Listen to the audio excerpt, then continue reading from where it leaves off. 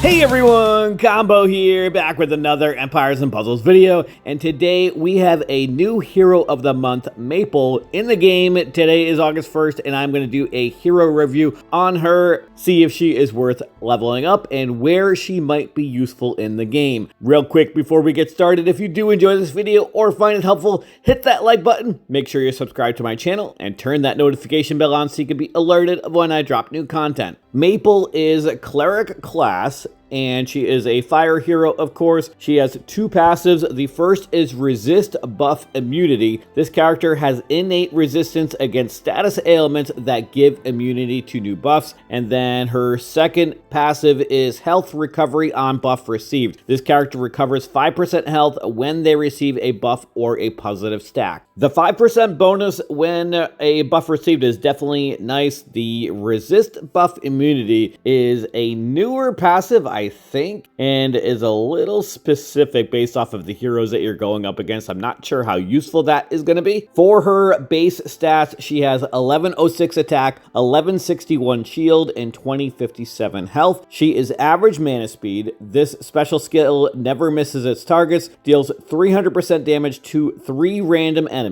All allies get plus 40% chance to dodge special skills that deal damage for 3 turns, and then she gives an elemental link that gives all fire allies plus 20% attack for 5 turns. This effect cannot be dispelled. If we take a look at her max preview stats, she has 1583 attack, 1504 shield, and 2893 health. And I've mentioned in videos before, these max preview stats are as if you were to have followed the talent path all the way to the left. That is going to include the attack masterclass emblems on the bottom. She does have the damage reduction ether power, so at the start of each battle, all damage received by this hero is reduced by minus 10% for 6 turns. In battles with multiple waves, this effect is refreshed at the beginning of each wave. And if we take a look at her talents from her cleric class, she will have a plus 35% chance to resist negative mana effects and effects that prevent the use of special skills. If effects were resisted, the following effects are also activated. This character recovers 10% health. So cleric classes are definitely very useful, especially for defense when opponents are trying to use anything that has negative mana effects. I gotta be honest, I'm really not a huge fan of this new hero of the month. I do like the fact that her special skill never misses its target, so that you don't have to worry about if opponents have dodge, or if she's blinded, or if you're going up against sludges with the dancing effect. But this whole deals 300% damage to 3 random enemies is very random, for lack of a better word. If you're trying to use her in war or in a raid battle, you're gonna be guessing where those hits are gonna go. That part of her special is going to be similar to Gestalt's first charge of his special, where he gives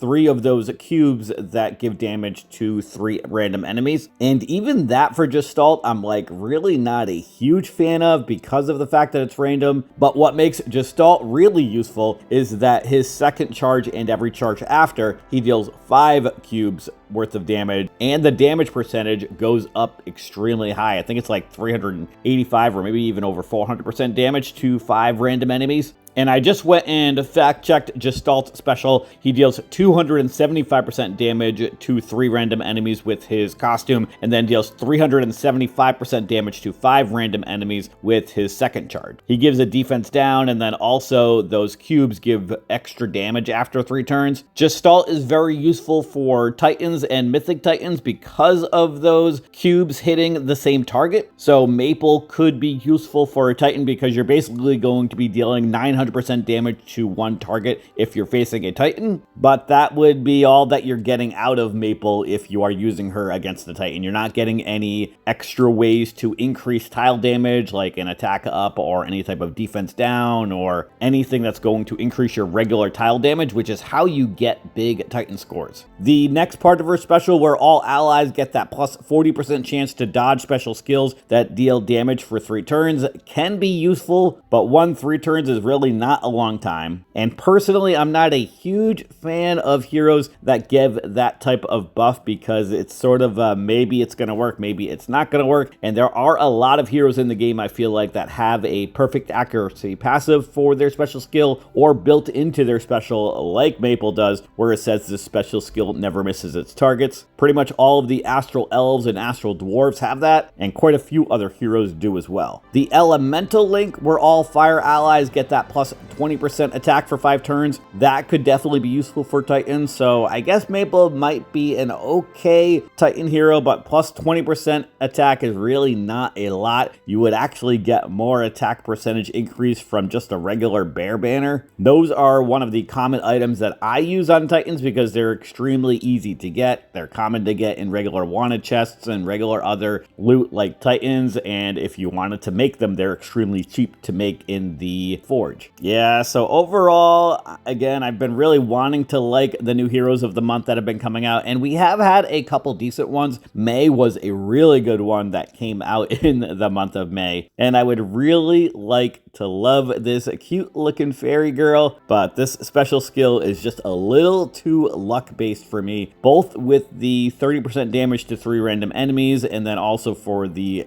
dodge effect that she's going to be giving allies. There's just too much luck involved to be able to work that special into any type of plan that you're going to have in a war battle or a raid. So personally, if I were you and if you pulled Maple, I would not level her up. Honestly, I'm not even really sure it matters what type of skill level or anything that you are. I would save your materials, level somebody else up, and if you don't have somebody else to level up, then pass and hold your materials. It is a common strategy for people, myself included, to build up your feeders in your trading camps for when you have somebody that you do want to level up. So don't feel like you have to always be leveling up one hero of every single color. I know a lot of people feel that way and they feel like they just need to use their feeders that they're getting, but you really don't have to use them up. You can let them continue to store up in your training camps. I probably have about 1,500, maybe 2,000 feeders in my training camps ready to go right now if I wanted to use them today. Obviously, that would be dependent on how much food I had to give my heroes as well. So sometimes I have to wait for the food bundles to come in, Path of Valor, Path of Giants. But anyway, tangent aside, long story short, Maple not worth leveling up in my opinion. I really felt like the game had been taking a turn with the heroes of the month being a little bit more usable, especially when May had come out, but I think we're taking a step backwards with this August hero of the month. Hopefully the next couple of months get better. Let me know your thoughts of this new August hero of the month, Maple, and that is going to do it for today's video. I hope you did enjoy it or found it helpful, and if you did, hit that like button. Make sure you're subbed to my channel, and I'll catch you guys next time.